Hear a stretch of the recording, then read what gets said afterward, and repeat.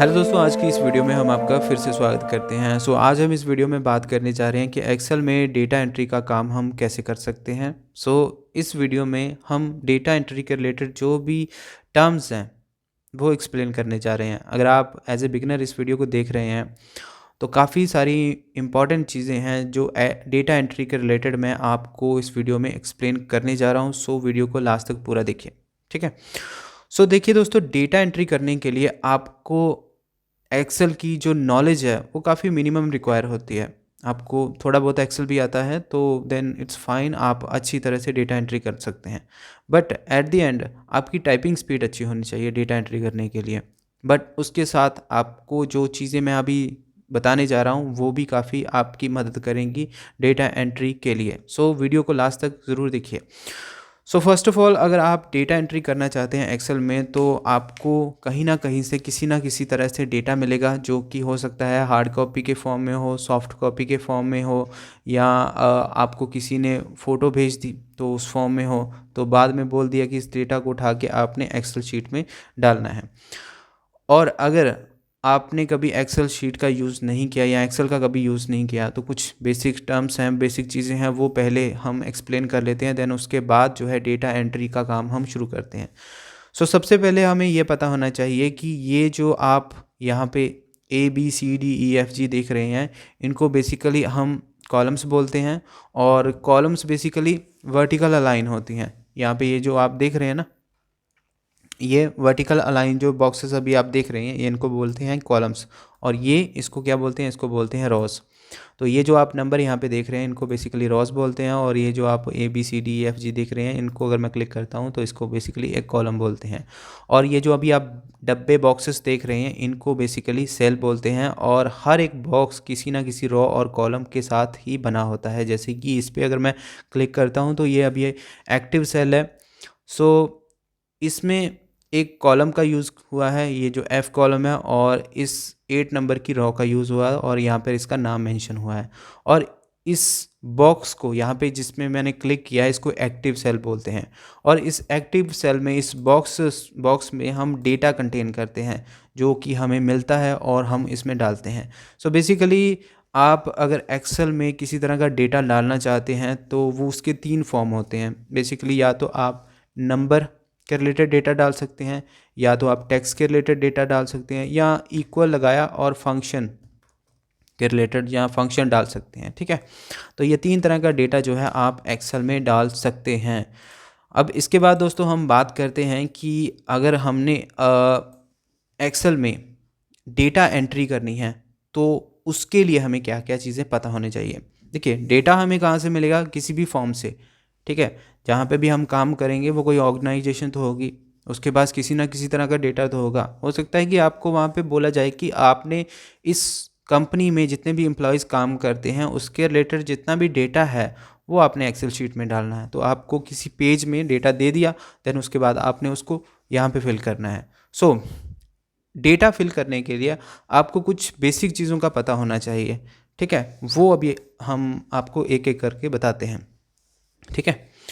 तो देखिए, data fill करने के लिए सबसे पहले आपको जो चीज़ें कॉमन हैं, जो सबकी एक जैसी हैं, जैसे कि एग्जांपल के लिए हम एम्प्लॉयज़ का डेटा यहाँ पे डालने जा रहे हैं। तो सबसे पहले सीरियल नंबर, वो तो सेम ही होगा सभी का, ठीक है। सीरियल नंबर तो होगा हर किसी का। इसके बाद उनका नाम होगा जो कि कॉमन होगा। उसके बाद उनकी कोई एज होगी जो कि हर किसी की होगी। उनका कोई जेंडर होगा। नेक्स्ट उसके पास कोई फ़ोन नंबर है। उनका कोई ईमेल होगा और उनकी कोई रेजिग्नेशन होगी, ठीक है, वो किस पद पे हैं तो ये होगा। इसके बाद कोई एड्रेस होगा, यहाँ पे एड्रेस होगा। उनका कोई अकाउंट नंबर होगा, ठीक है, अकाउंट नंबर होगा। उसके बाद उनका सैलरी होगा, वो उनको कितनी सैलरी मिलती है। तो ये सभी चीज़ें जो हैं वो उन सभी एम्प्लॉयज़ की कॉमन होगी। तो जो चीज़ें कॉमन होंगी वो हम कहाँ पे डालते हैं? वो डालते हैं हम कॉलम्स में। ये जो कॉलम्स अभी आप देख रहे हैं, ये यहाँ पे ये वाली, ये क्या है? कॉलम्स, ठीक है। तो उनमें ये चीज़ें क्या है? कॉमन होगी। तो जो चीज़ें कॉमन है वो यहीं पे डालेंगे। तो उनका एक हेडिंग बना देंगे, कॉलम हेडिंग्स बना देंगे, ठीक है।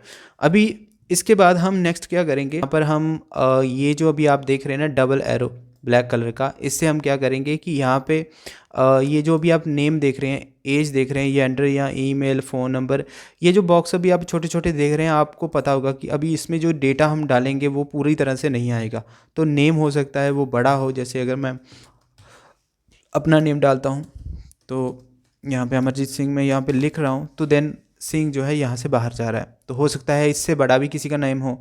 तो उसके लिए क्या करूँगा कि मैंने डेटा को, ये जो बॉक्स हैं इनको पहले ही बड़ा कर देना है। जैसे कि अभी नेम के लिए मैंने यहाँ पे क्लिक करूँगा और इसे थोड़ा सा इतना बड़ा कर दूंगा जितना मुझे लगता है कि नाम सभी के आ जाएंगे इसमें। नेक्स्ट उसके बाद एज के लिए हो सकता है कि हाँ इतना ही ठीक है, और इसके बाद जेंडर के लिए भी ठीक है। फ़ोन नंबर के लिए थोड़ा सा बड़ा कर दूंगा कि जिसमें 10 या 11 डिजिट के फ़ोन नंबर आ जाए, तो फ़ोन नंबर के लिए इतना बड़ा। ईमेल के लिए भी बड़ा कर दूंगा, तो ईमेल के लिए हो सकता है इतना बड़ा हमें रिक्वायर हो। डेजिग्नेशन के लिए इतना हो, एड्रेस के लिए इतना हो, ठीक है। अकाउंट नंबर के लिए हो सकता है इतना हो, इतना बड़ा हो, 15-16 नंबर का अकाउंट नंबर होता है। नेक्स्ट उसके बाद सैलरी के लिए थोड़ा सा इतना बड़ा कर दूंगा। तो यहाँ पर हमने क्या कर दिया कि जो सेल्स हैं उनकी विड्थ है वो एडजस्ट कर दी है अपने डेटा के हिसाब से। उसके बाद दोस्तों हम यहाँ पे दो जो कॉलम्स हैं, दो रोज़ जो हैं वो इसलिए छोड़ी हैं, यहाँ पर डेटा का लेबल हम डिफ़ाइन कर दें कि ये डेटा किस चीज़ के रिलेटेड है, उसके ऊपर उसका नाम लिख देंगे। जैसे कि ये डेटा किसके रिलेटेड है, एम्प्लॉयज़ के रिलेटेड, तो उसका नाम हम डाल देंगे एम्प्लॉय डेटा। तो उसके लिए क्या करेंगे, सबसे पहले ये जो सेल्स हैं इन सबको सिलेक्ट करेंगे, उसके बाद इसको मर्ज एंड सेंटर कर देंगे, ठीक है। तो इसके साथ क्या होगा कि हमारा ये जो सेल्स हैं वो मर्ज होके एक सेल में कन्वर्ट हो जाएंगे। उसके बाद यहाँ पे लिखेंगे एम्प्लॉय डेटा, ठीक है, रिकॉर्ड्स,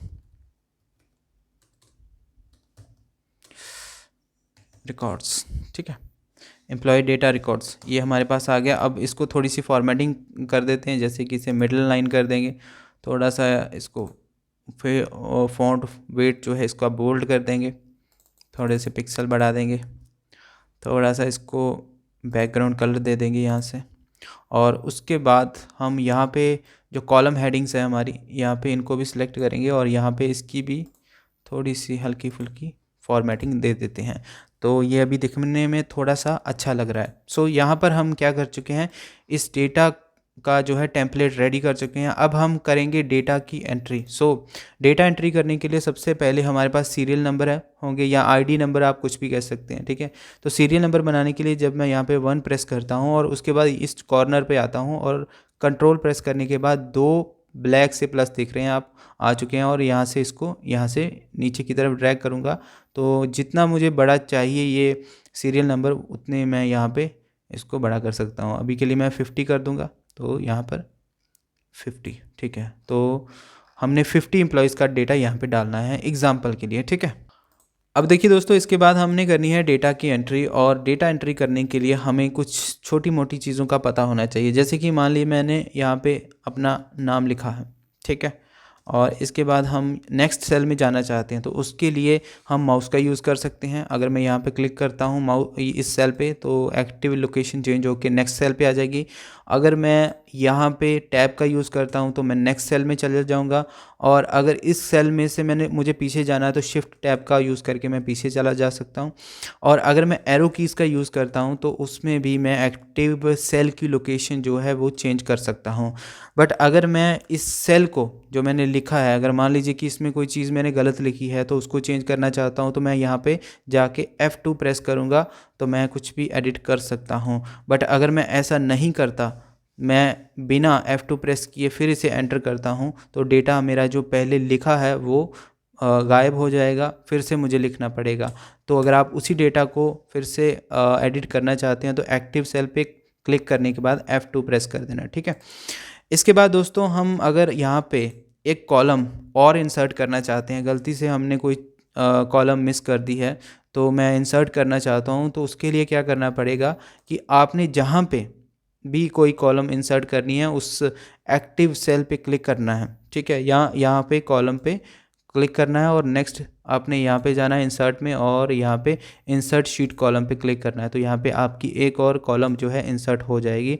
और उसी तरह से अगर आपने रो इंसर्ट करनी है तो किसी रो पे क्लिक करने के बाद इंसर्ट शीट रो पे क्लिक करेंगे तो आपकी रो जो है वो इंसर्ट हो जाएगी। ठीक है, अब देखिए दोस्तों, डेटा एंट्री करने के लिए आपको जो बेसिक चीज़ें हैं वो तो अभी पता लग गई हैं। अब इसके बाद हम डेटा एंट्री करते हैं थोड़ी सी, फिर आपको बाकी चीज़ें भी क्लियर हो जाएंगी। जैसे कि अभी मैं एज डालता हूँ, नेक्स्ट हम यहाँ पे यहाँ पे जो थोड़ा सा कंट्रोल Z करेंगे।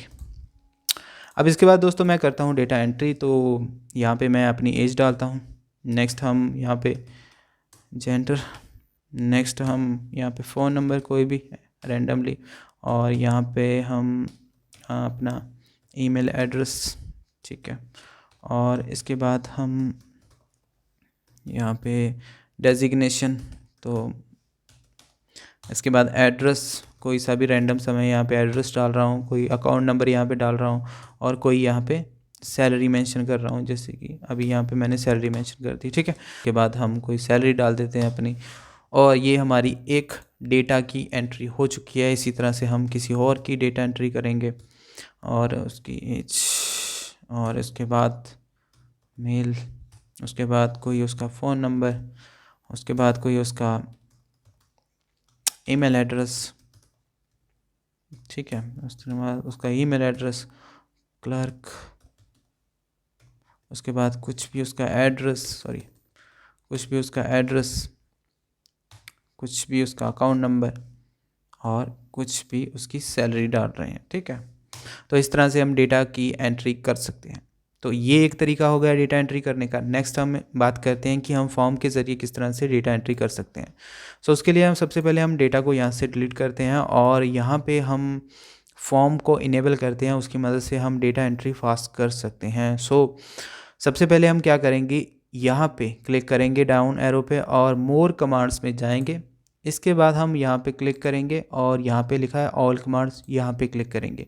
उसके बाद हम इस बॉक्स को पकड़ के नीचे की तरफ लेके जाएंगे, जहाँ पर फॉर्म हमारा जो है आ जाएगा CDEF, और जहाँ पे F आएगा तो यहाँ पे हमारा कहीं पे फॉर्म भी पड़ा होगा, तो उस पर क्लिक करना है हमने।